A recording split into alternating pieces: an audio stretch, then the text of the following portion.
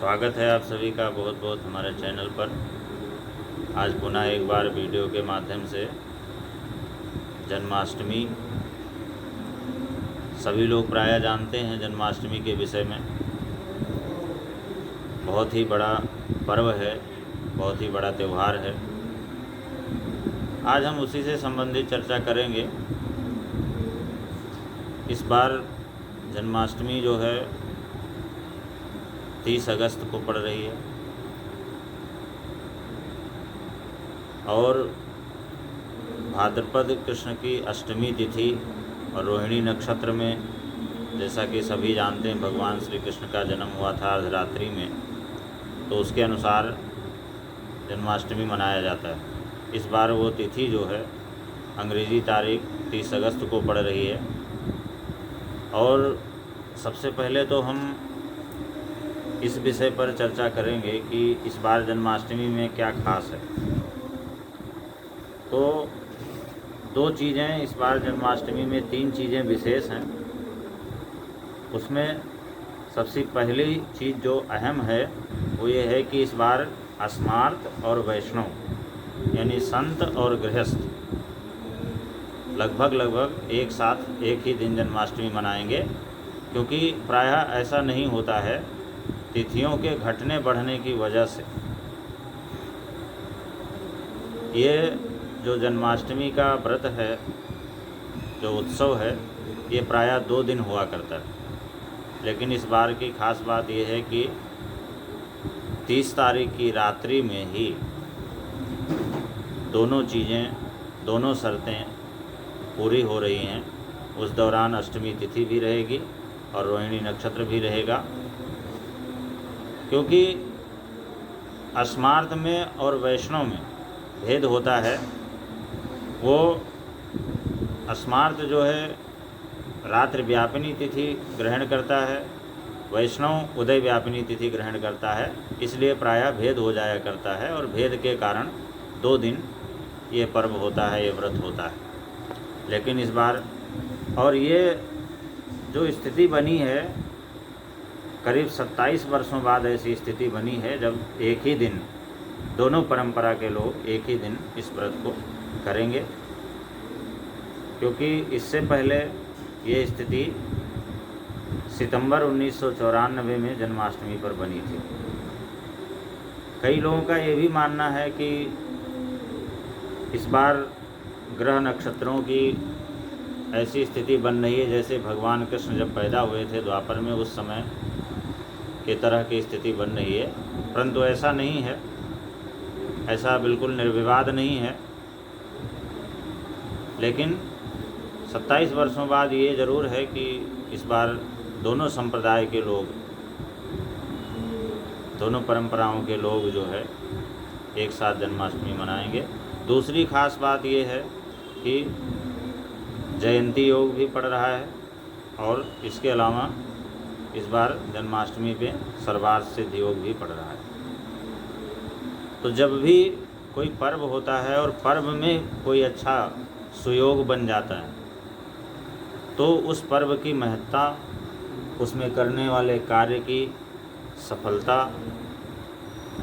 और उससे मिलने वाला पुण्य स्वाभाविक रूप से अधिक हो जाता है। तो जयंती योग जब पड़ता है, जब अष्टमी तिथि रोहिणी नक्षत्र युक्त होती है, तो उसे जयंती योग कहा जाता है। और जब अष्टमी तिथि केवल पड़ती है और रोहिणी नक्षत्र से युक्त नहीं होती है, तो उसे केवला कहा जाता है। केवला और जयंती ये 2 शब्द हैं। तो जो रोहिणी नक्षत्र युक्त होता है तो जयंती योग होता है, और सर्वार्थ सिद्ध योग है, तो बहुत अच्छा है। इसमें जो भी व्यक्ति व्रत उपवास करेगा, भगवान का पूजन करेगा, उनके नामों का जप करेगा, उसे आम समय की अपेक्षा अधिक फल प्राप्त होगा,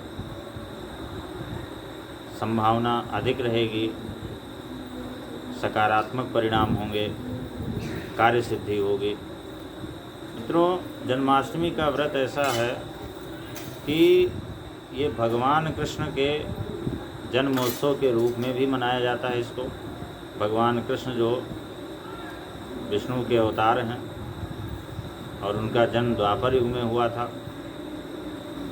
तो सोचने वाली बात यह है, देखने वाली बात यह है कि ये जो व्रत है इससे कई कामनाओं की पूर्ति होती है। संतान की कामना की पूर्ति होती है, अगर कोई व्यक्ति किसी समस्या से ग्रसित है उससे छुटकारा मिल जाता है। इसके अलावा अगर कोई पारिवारिक क्लेश है तो उससे भी छुटकारा प्राप्त हो जाता है। किसी को धन की आवश्यकता है, लक्ष्मी की आवश्यकता है, कामना है, तो उसकी भी पूर्ति होती है, क्योंकि भगवान विष्णु श्री कृष्ण अपने आप में स्वयं में एक पूर्ण रूप हैं और जब भी वो आते हैं, पृथ्वी पर अवतरित होते हैं, तो उनके साथ में माँ लक्ष्मी का परम सानिध्य होता है। तो इस व्रत को करने से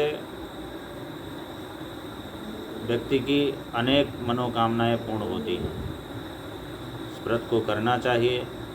रात्रि के समय भगवान के जन्म का उत्सव मनाना चाहिए और इसके बाद में उनका पंचामृत से अभिषेक करके षोडश उपचार पूजन करें और पूजन के पश्चात में नाना प्रकार के नैवेद्य को अर्पण करें, भोग लगाए, पीले पुष्प, पीले वस्त्र, पीले मिष्ठान्न से उनकी पूजा करें।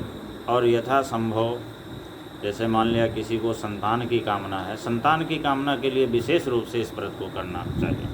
और संतान की कामना है तो संतान गोपाल के मंत्र का जप करना चाहिए या भगवान नारायण के अष्टाक्षर या द्वादशाक्षर मंत्र का जप करना चाहिए। इससे संतान की कामना की पूर्ति होती है। और अगर कोई संतान को कष्ट है या कोई भी कार्य जो है, किसी भी कार्य में रुकावट है, तो भी भगवान विष्णु के मंत्रों का जप करना चाहिए। ऐसा करने से व्यक्ति की मनोकामनाएं पूर्ण होती हैं, जो जिस मनोकामना के लिए।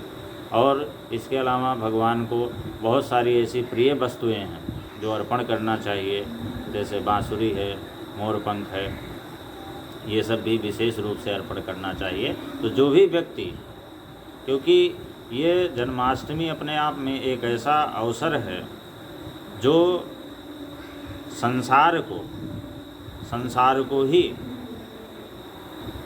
परेशानियों से, समस्याओं से निजात दिला सकता है। तो व्यक्ति विशेष की क्या बात है, अगर कोई व्यक्ति विशेष करेगा तो स्वाभाविक रूप से उसको समस्याओं से निजात मिलेगी, छुटकारा मिलेगा। क्योंकि ये भाद्रपद मास की जो रात्रि है इसको महारात्रि कहा गया है और उस समय भगवान श्री कृष्ण के जो पिता वसुदेव और देवकी कंस के जेल खाने में बंद होते हैं, लेकिन जब भगवान प्रकट होते हैं तो उस समय सारी की सारी स्थितियां जो है बदल जाती हैं। तो इस तरह से ये जन्माष्टमी जो है अपने आप में बहुत ही प्रभावी व्रत है, इसको करना चाहिए। और निश्चित रूप से इसको करने से जो भी कोई व्यक्ति एक कामना लेकर के चलता है उसकी पूर्ति होती है। क्योंकि भगवान कृष्ण के आने से जब सारी समस्याएं हट जाती हैं, स्वयमेव हट जाती हैं, तो अगर भगवान की कृपा हो और उनका यथा उचित रूप से पूजन अर्चन किया जाए तो निश्चित रूप से व्यक्ति जो भी चाहेगा वो प्राप्त होगा। इस बार जन्माष्टमी जो है, एक बार पुनः बता दें, 30 अगस्त को है। 29 अगस्त को रात्रि में लगभग 11:25 से अष्टमी तिथि प्रारंभ होगी, जो अगले दिन यानी 30 अगस्त की रात्रि 31 अगस्त की रात्रि में करीब 2 बजे तक रहेगी। तो इसलिए 30 तारीख को सर्वसम्मति से ये पर्व मनाया जाएगा। और अगर आपको ये जानकारी सही लगे तो अन्य लोगों तक भी पहुंचाने का कष्ट करें। बहुत बहुत धन्यवाद।